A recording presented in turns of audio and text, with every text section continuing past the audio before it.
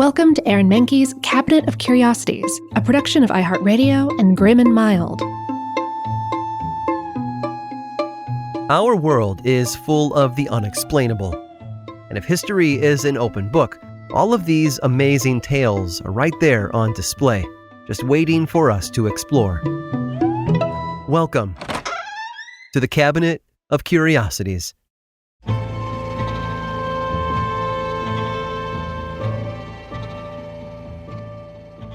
If there's one thing sitcoms can teach us, it's that get-rich-quick schemes never work. Whether it was Ralph Cramden, Homer Simpson, or Al Bundy, the idea of spending a little money to make a lot of money never really panned out.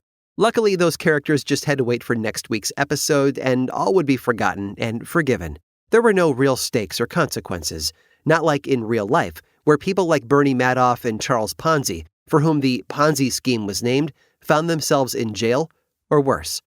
But during the mid-19th century, two men decided to try their hands at their own get-rich-quick scheme, and it worked out a lot better than anyone had expected. Their names were William Smith and Charles Eaton, better known as Billy and Charlie.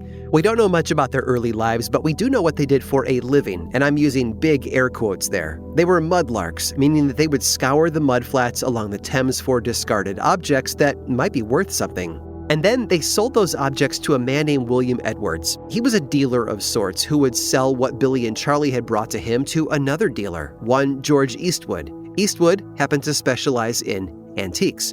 So what did Billy and Charlie uncover in the mudflats? A lot, actually.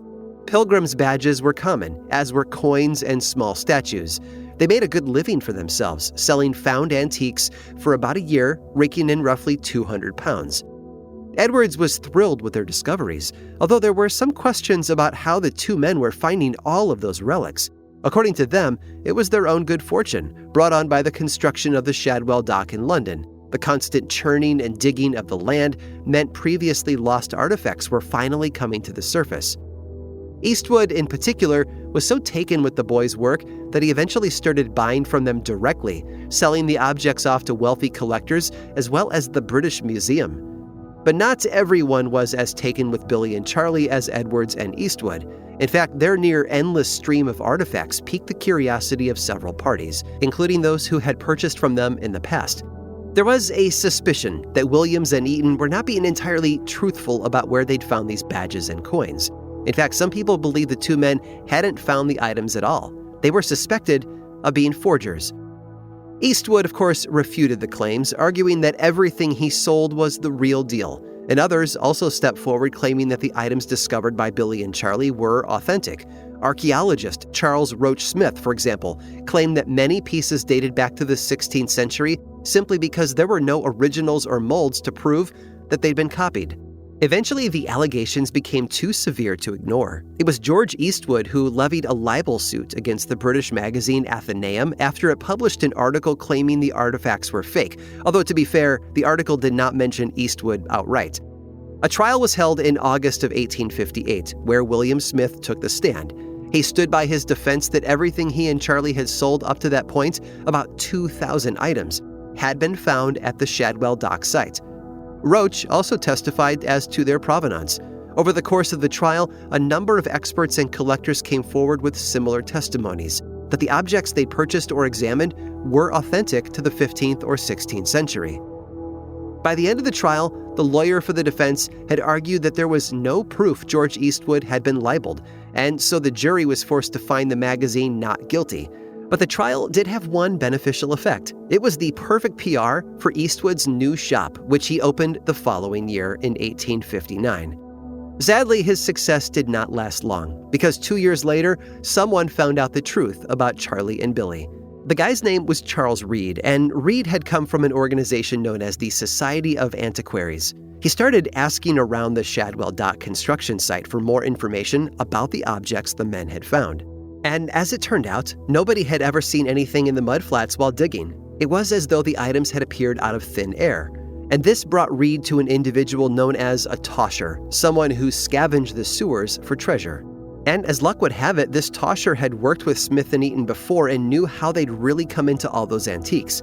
They had a workshop where they made them. Everything Billy and Charlie had sold had been created from materials like lead alloy and plaster of Paris. It was a complicated process, but the results spoke for themselves.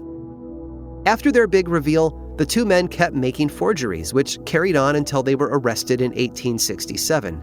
They were quickly released, and 1 year later, Charlie passed away from tuberculosis. He was just 35 years old. Billy continued on for a while after that, but he didn't last long. Nothing else is known from him after roughly 1869. But funny enough, if you find one of their pieces for sale today, you might notice a hefty price tag.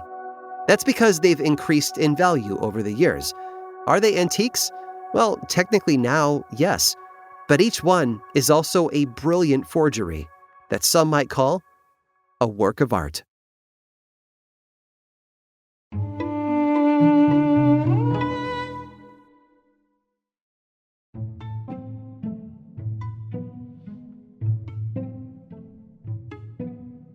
When a knock came at the door of the besieged Russian parliament building in 1991, panic spread throughout the building.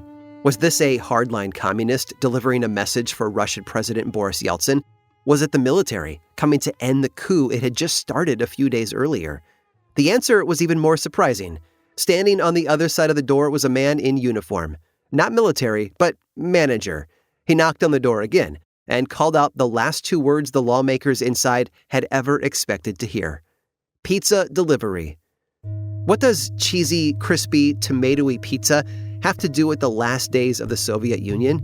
It turns out a lot more than you'd expect. In the late 1980s, the USSR was facing an economic crisis.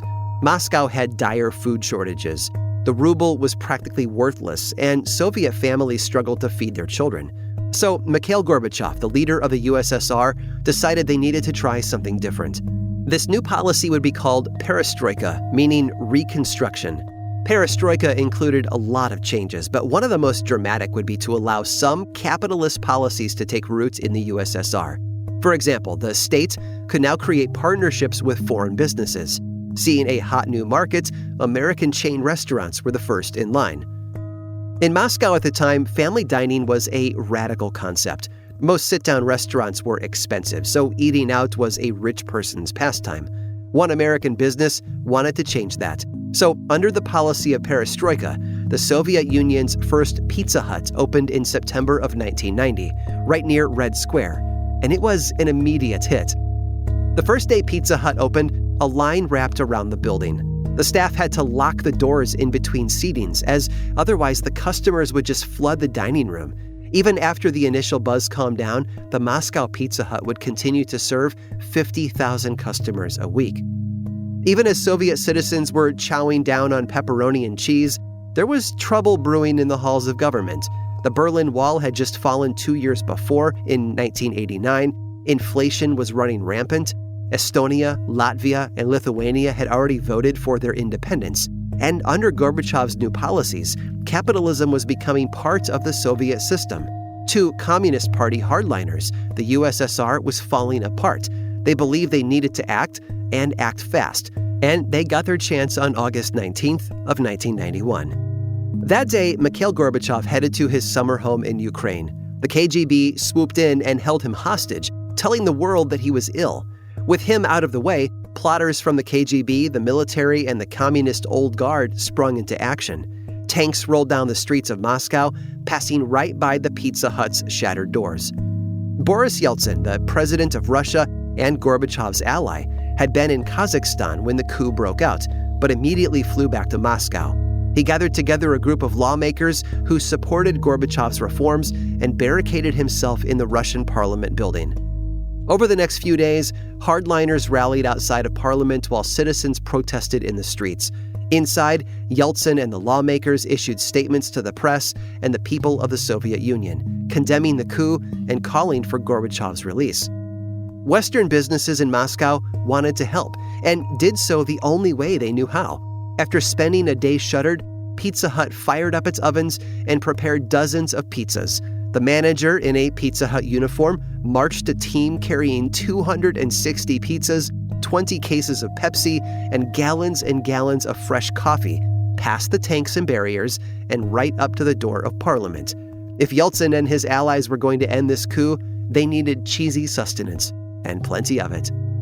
The coup attempt eventually fell apart, and after 2 tense days, Gorbachev was freed and the usurpers admitted defeat. However, this was one of the final straws in the downfall of the Soviet Union.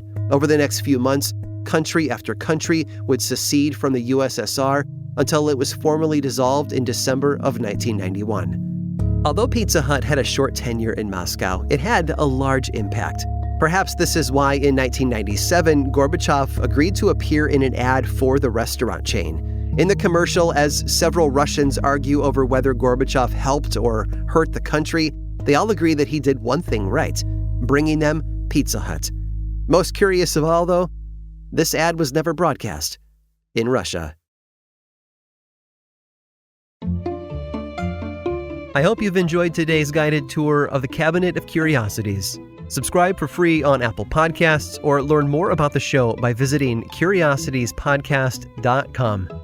This show was created by me, Aaron Mahnke, in partnership with How Stuff Works. I make another award-winning show called Lore, which is a podcast, book series, and television show, and you can learn all about it over at theworldoflore.com. And until next time, stay curious.